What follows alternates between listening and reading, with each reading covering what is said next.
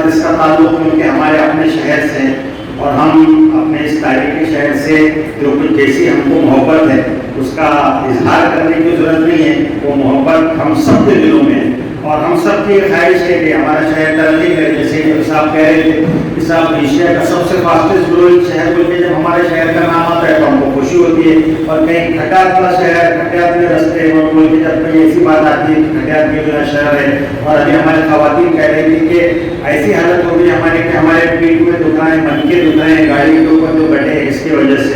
तो कहीं ना कहीं यहाँ पिछले 20 सालों में जो राजकारण हुआ और आप देख रहे हैं कि कहीं जो विकास की बात थी, डेवलपमेंट की बात थी, वो पीछे गई। धर्म के नाम पर लोगों ने वोट दिया और एक अजीब किस्म के आप देखते हैं कि जो जब लोग इस तरह से आए तो उन्होंने भी कहा कि साहब हमको धर्म के नाम पे वोट दिए। कॉर्पोरेटर्स ने कहा कि हम तो पैसे दे के वोट खरीदते, आपको कोई परवाह नहीं। और उसका नतीजा हम देख रहे हैं कि जो सेटबैक हुआ है वो बहुत पीछे की तरफ हम गए।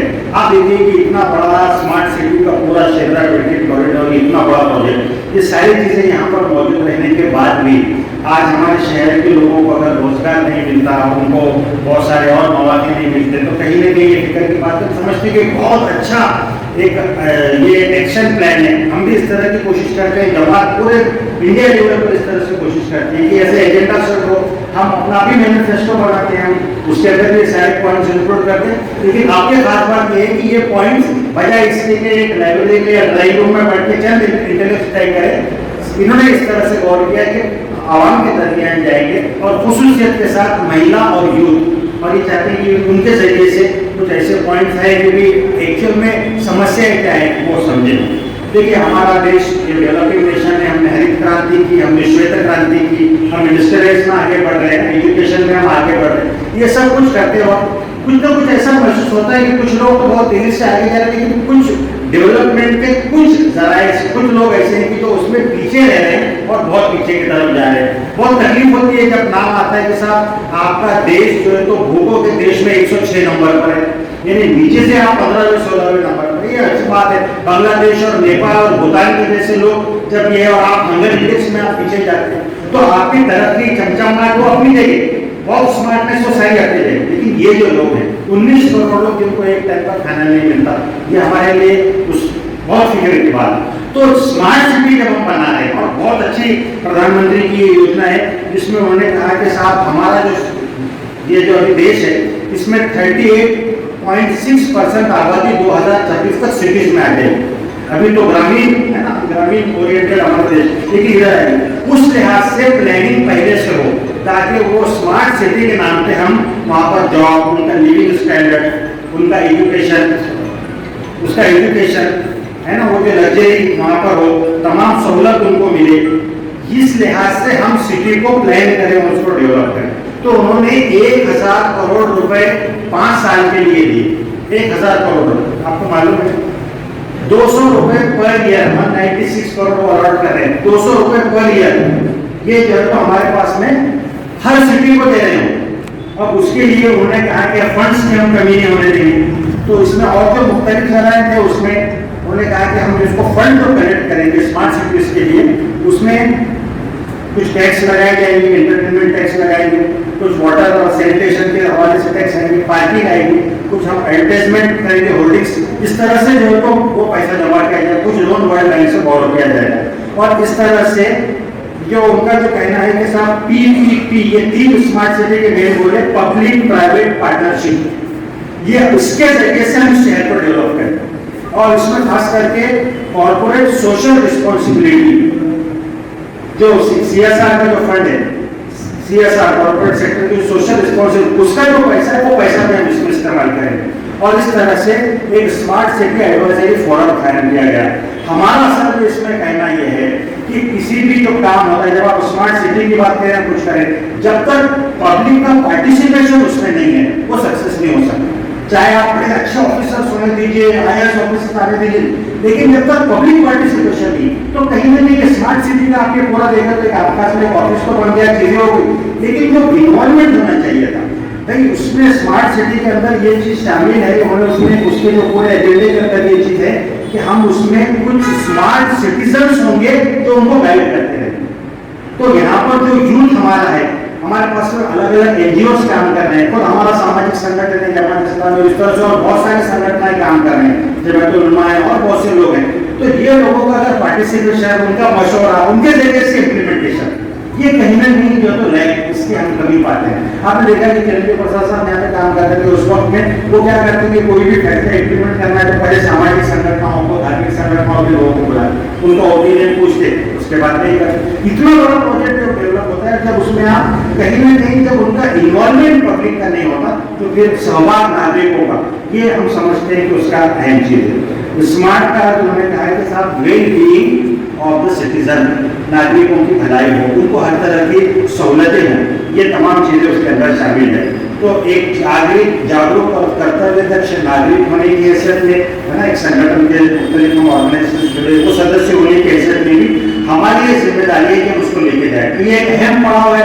अब जब महानगर पालिका का इलेक्शन आ रहा है तो फिर वो धार्मिक राजकारण और धर्म के मुद्दे के ऊपर हम अपने शहर को डिवाइड करने के बजाय, होता क्या कि सब भूल जाते, सब इतना काम करते सब, और जब होता है वही धर्म के नाम के ऊपर फिर, और फिर उसी के अंदर हम जाने के बजाय ऐसे लोग, अच्छे कैंडिडेट वो क्या करें, वो भी करें। और दूसरी चीज ये कि भाई क्या होता है साहब, वादे तो बहुत किए जाते हैं, जाहिरनामा प्रसिद्ध होता, बड़े बड़े बातें की जाती है, लेकिन उसका इम्प्लीमेंटेशन होता, एग्जीक्यूशन होता। अब इस पर सुप्रीम कोर्ट, हमारे कोर्ट भी कह रही है कि साहब हम देखेंगे, आपने वादे तो बहुत किए थे, 15 लाख को रोजगार, 15 लाख आपके अकाउंट में आएंगे, इतने लाखों को रोजगार मिल जाएगा, सारी बातें वहां भी गई थी, लोकल में भी गई, लेकिन हुआ कुछ नहीं। तो ये क्या खाली बोलने के लिए, तो इसके ऊपर भी वर्कआउट होना चाहिए। तो जो बात आई हमारे सबकी जिम्मेदारी, मैं आपके सामने जो बात तफसील से रखा हूँ, कहीं ना कहीं हम समझते हैं कि हम भी इसमें कुछ कम पड़ेंगे, कि जो पूरा स्मार्ट सिटी का जो पूरा हुआ, इसमें हमारा जो पार्टिसिपेशन होना चाहिए, हमने जैसा प्रेशर ग्रुप जो सर ने जिस तरह इशारा किया, ये मुस्तकिल होना चाहिए, नहीं हुआ हम आगे इस पर वर्कआउट करेंगे। ये तो इलेक्शन होंगे, पॉलिटिकल लोग अपना काम करेंगे, लेकिन आप लोगों के माध्यम से, जो मीडिया के जैसे लोग हैं, इनके माध्यम से हम ये प्रेशर ग्रुप डेवलप करें, ये बहुत अहम है। आप इसको छोड़ देंगे तो ये पैसा आएगा और चंद लोग इसको जो है तो बराबर इधर उधर कर देंगे, और स्मार्ट सिटी के नाम पे आपको कुछ एक आध दो बस स्टॉप और एक आध दो कुछ चीजें नजर आएंगी। तो ये बहुत अहम चीज है। सड़क, पानी, बिजली के मुद्दे आपके सामने, कचरे का ये सारा मुद्दा आपके सामने, उसके ऊपर तफसीलात में जाने का मौका, कुछ 2-4 पॉइंट्स रखकर मैं अपनी बात को खत्म करूँ। यहाँ पर जो बात है कि साहब हमारे पास में घरों का जो मसला है ना, ये अभी जो प्रधानमंत्री योजना है, घरकुल योजना है, इसका इम्प्लीमेंटेशन वैसे नहीं हो रहा। बहुत सारी जमीनात हैं जो पड़ी हुई है, तो लो कॉस्ट हाउसिंग के हवाले से इस पर वर्कआउट होना चाहिए।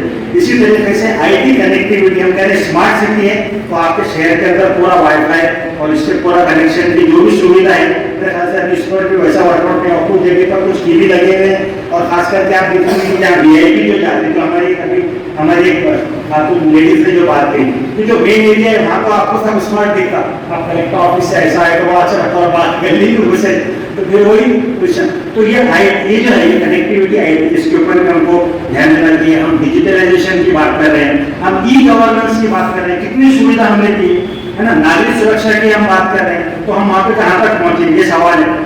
हम जो एजुकेशन की बात करें, दिल्ली के अंदर आपके सामने केजरीवाल साहब ने वो वही स्कूलों को, कॉर्पोरेशन के स्कूलों को कहाँ से कहाँ लेके गए। हमारे कॉर्पोरेशन के स्कूल आप देखिए क्यों डेवलप क्यों है, क्यों हम टीचर्स को ट्रेनिंग प्रोग्राम उस जरिए से नहीं ला रहे। कहीं ना कहीं हमारी जिम्मेदारी हम समझते हैं, हम काम कर रहे हैं, हम किसी और को हम दोष नहीं दे रहे।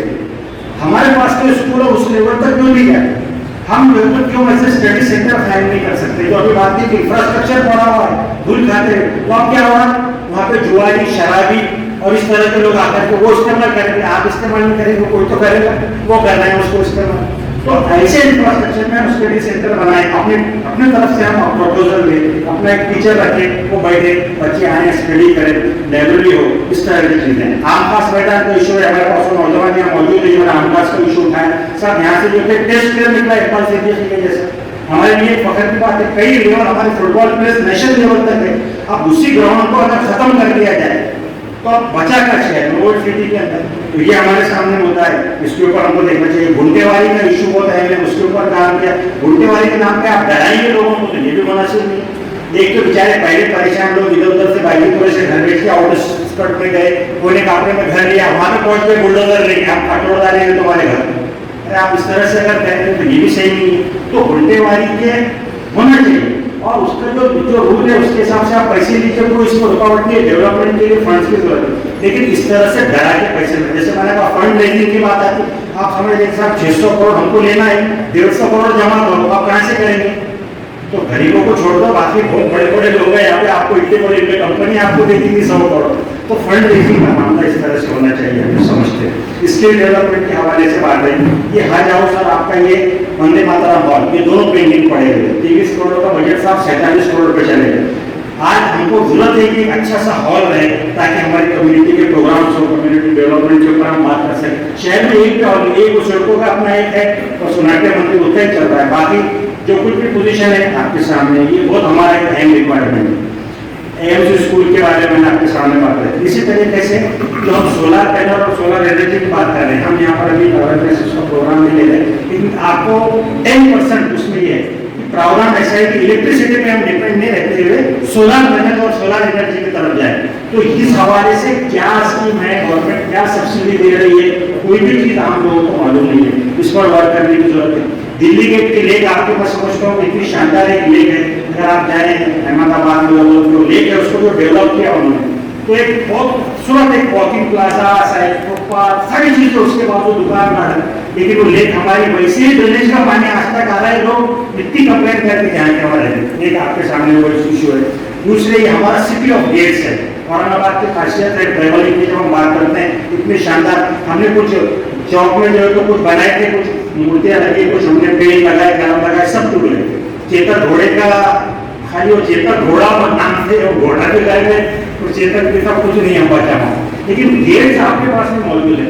इसको जो डेवलपमेंट हमको करना चाहिए, बहुत कम खर्च के अंदर बहुत शानदार मॉन्यूमेंटल, इसके ऊपर सिटी ऑफ गेट है, आपकी पहचान है, इस पर हमको वर्कआउट करना चाहिए। सफारी पार्क का हमारा प्रपोजल है, हम समझते हैं कि वाइल्ड लाइफ के हवाले से भी एक बहुत अहम जिम्मेदारी है, पर्यावरण के हवाले से जिम्मेदारी है।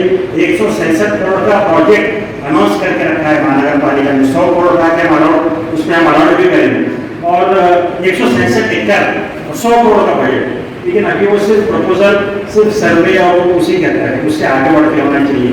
बसेस का आपको मॉन्यूमेंट ट्रैवल्स का 100 बसेस अभी डिक्लेयर के 27 रूट है, 2 किलोमीटर पर 2 रुपीज पर किलोमीटर हम चार्ज देंगे, और आपको आधे घंटे से ज्यादा वेट नहीं करना पड़ेगा उस रूट। लेकिन आप देखिए कि अभी तक के भी सिर्फ वो पेपर के ऊपर है। तो ऐसे ये जो योजना है नहरे अंबरी, हमारे डॉक्टर शेख अमरान साहब ने इसका डिटेल प्रोजेक्ट सबमिट किया, कोर्ट से इसका ऑर्डर है। नहरे अंबरी इतना यूनिक सिस्टम है, 400 years बैक सिस्टम, और आज के उस पर वर्कआउट करें तो आधे पानी शहर का पानी को वाटर सप्लाई का मसला होता है। सर इधर से हम पैटर्न से पंपिंग करके पानी ला रहे हैं, इन्होंने ऐसा नेचुरल सिस्टम बनाया कि ऊपर से पानी आता है और पूरे शहर तक के पहुंच जाता है। तो नहरे अंबरी अगर उसको रिपेयर किया जाए, ये ग्रिड सिस्टम है, ये 1 विंडो लाइसेंस है, क्या बात कर रहे हैं महानगर बनाएंगे, क्योंकि इंजीनियर हो बहुत दिनों से कह रहे लोग चक्रा मारते, लोग परमिशन लेना चाहते हैं, लेकिन जब आप चक्कर मारने लगेंगे 2-4 होता है, छोड़ जा दो बना लो, क्या करेंगे? तो 1 विंडो लाइसेंस हम कहते हैं, लेकिन अभी तक तो एग्जीक्यूट नहीं हो रहा।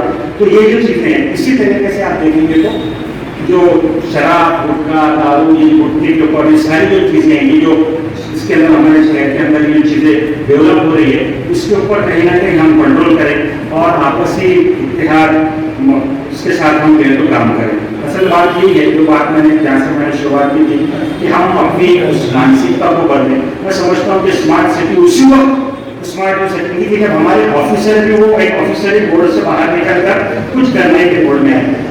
हम लोग हमारी जिम्मेदारी है, सोशल जो हमारी रिस्पॉन्सिबिलिटी, उसको हम अदा करें सब मिलकर के। आप देखिए मैं अन्ना हजारे और सबसे मिल गया है, एक आदर्श ग्राम बनाया उन्होंने, जहाँ पर जो कोई शराब नहीं पीता, गुटखे की पनीर नहीं मिलती, आपस में झगड़ा नहीं होता। लेकिन इसकी वजह क्या है?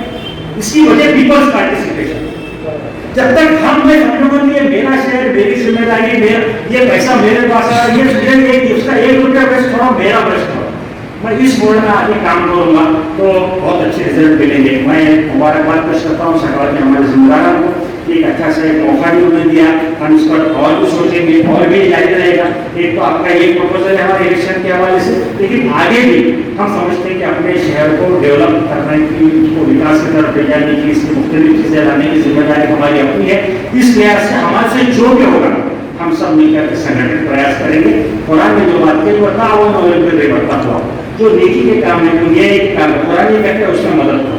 कॉमन टर्म्स के अंदर एक जगह आओ, ठीक है, अलग अलग आपकी विचारधाराएं हो सकती है, लेकिन कॉमन गोल्स के लिए एक जगह आओ। और जो बुराई के काम है, जो गलत रास्ते की तरफ ले जाने वाले काम है, इसमें एक दूसरे का सहकार्य न करो। तो हमारा आपसी सहकार्य, सहभाग और एक दूसरे का इन्वॉल्वमेंट हम समझते हैं कि इसी तरह से हम यहाँ पर अपने शहर के विकास और तरक्की की तरफ ले जाने में कामयाब हो। मैं आप तमाम को शुक्रिया अदा करता हूँ। के साथ मैं देख रहा हूँ कि हमारे यूथ और नौजवान यहाँ पर मौजूद हैं जो मुख्तलिफ एक्टिविटीज़ में शहर में इन्वॉल्व रहते हैं। मैं उम्मीद करता हूँ कि आपकी तरफ से बहुत अच्छा सा फीडबैक आए और बहुत अच्छे से सजेशन प्रपोजल्स आए, ताकि उसके ऊपर हम रिवॉल्व करें और ये जो एक प्रोग्राम लेने वालों ने जिसका उद्देश्य जो तय किया है उसमें उनको कामयाबी मिले। बहुत शुक्रिया।